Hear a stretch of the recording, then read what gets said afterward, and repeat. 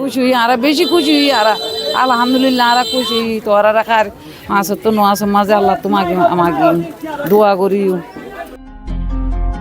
তো অ্যাক্সিডেন্ট হয়েছে, পাও অ্যাক্সিডেন্ট হয়েছে, আজকে পাইছি কবুতর।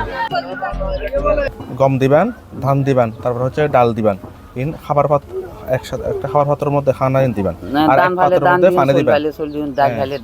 আমি মাজুল আমি চলাফেরা কিছু করি না মারি আরে কচুর তো দিজোরা কত নিয়ে আমি বেশি খুশি হই আমি চলাফেরা করি না মারি দেখালো তোমারে আরে এখন দিজোরা কচুর তো হইতেন মদত করছি আতার না হাত ধোয়া পানি খান না? আচ্ছা, এটা হচ্ছে অনেক সময় মুখের রুচি কমে যাবে আর কি। হ্যাঁ, এই জন্য কিছু একটু ওষুধ খাওয়া হবে, ভিটামিন, জিঙ্ক সিরাপ আছে, লাইসোবিট আছে।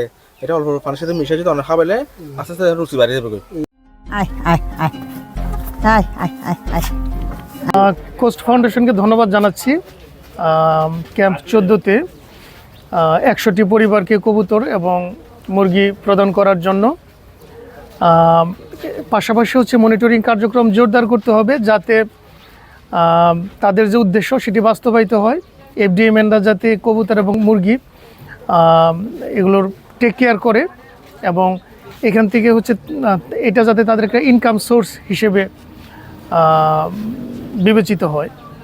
তো আমি কোস্ট ফাউন্ডেশনকে ধন্যবাদ জানাচ্ছি এবং রিকোয়েস্ট করছি মনিটরিং কার্যক্রম যাতে জোরদার করা হয়। ধন্যবাদ। যদি দেখা যায় এটা সিআইসি অফিসের সাথে আলোচনা করে যদি এটার ভালো ফলাফল পাওয়া যায় তখন আমরা দাতা সংস্থার কাছে সেটা চাইবো।